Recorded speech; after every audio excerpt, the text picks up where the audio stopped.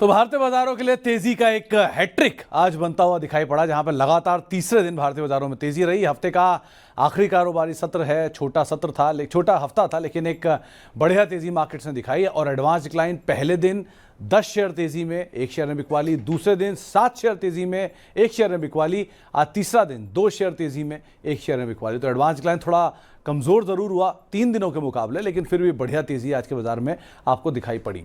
Index के लिहाज से देखा जाए तो ये पूरे हफ्ते का हाल है, जहां पर 4.5% ऊपर रहा निफ्टी। और इस तेजी के साथ निफ्टी पूरे Asian markets, European markets, US market सब में सबसे बेहतरीन परफॉर्मर बन गया।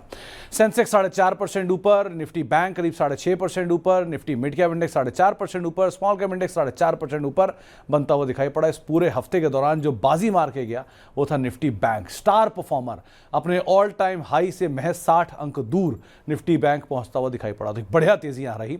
इसके अलावा अब सेक्टर वाइज अगर देखा जाए सबसे ज्यादा तेजी कहां पर आते हुए दिखाई पड़ी, तो आज हफ्ते के अंदर जो सेक्टर लोकेशन था, ये रियल्टी सबसे पहला नाम है। इस हफ्ते में जो तेजी रही वो बैंक्स के नाम रही, लार्ज कैप में, मिड कैप में, स्मॉल कैप में भी, कुछ आईटी रहा, कुछ डाइवर्सिफाइड रहा। लेकिन अगर सेक्टर स्पेसिफिक देखा जाए सबसे ऊपर नाम आया रियल्टी का, 7% की तेजी रही। लोधा 10% ऊपर, फिनिक्स अपडेट आए करीब 9-9.5% ऊपर, ब्रिगेड और प्रेस्टीज एस्टेट करीब 8% ऊपर, और डीएलएफ 7.5% की तेजी यहां पर भी बनते हुए दिखाई पड़ी। ये इस हफ्ते के सबसे बड़े आउट परफॉर्मर थे। सेकंड नंबर पे आता है निफ्टी बैंक। निफ्टी बैंक की बात करें तो इंडसइंड बैंक 15% की शानदार तेजी में रहा, एक्सिस बैंक 11.5% ऊपर, आईसीआईसीआई बैंक नए ऑल टाइम हाई पर 7.5% की बढ़िया तेजी यहां बनते हुए दिखाई पड़ी, और केनरा बैंक करीब 6% की तेजी के साथ ये भी बंद होता हुआ दिखाई पड़ा। निफ्टी बैंक के बाद बारी आती है निफ्टी फाइनेंशियल्स की। एक्सिस बैंक 11.5% ऊपर, श्रीराम फाइनेंस 8.5% की तेजी यहां पर भी देखने को मिली, एलआईसी हाउसिंग फाइनेंस 8.5% ऊपर रहा, और चोलामंडलम फाइनेंस भी करीब 8% की तेजी के साथ बंद होता हुआ दिखाई पड़ा। तो यहां पर भी जबरदस्त तेजी इस हफ्ते के दौरान देखने को मिली। निफ्टी फाइनेंशियल के बाद बारी आती है निफ्टी पीएसयू बैंक की। बैंक ऑफ इंडिया 8.5% ऊपर, इनफैक्ट पीएसयू बैंक भी 5.5-6% ऊपर रहा।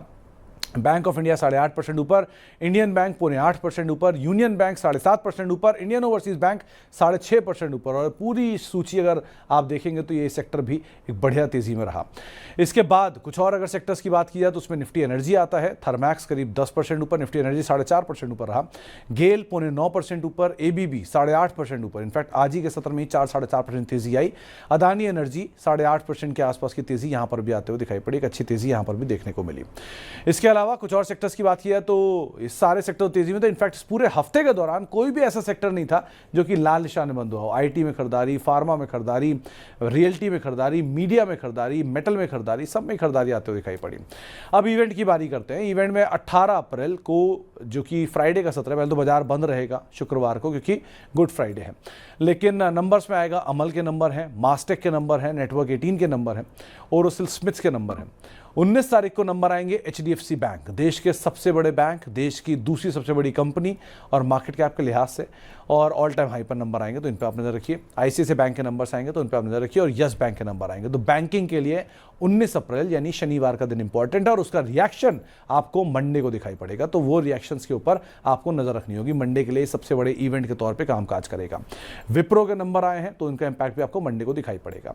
लेकिन जानकार मान रहे हैं कि आप बाजार में खरीदारी करके चलेंगे, आपके टारगेट रहेंगे 24,200 के, स्टॉप लॉस रहेगा 23,700 का, और साथ ही साथ निफ्टी बैंक के लिए भी आप खरीदारी करके ही चलेंगे करीब 55,000 रुपए के टारगेट्स के लिए, यानी कि नए ऑल टाइम हाई पर अब आप निफ्टी बैंक को जाता हुआ देखेंगे।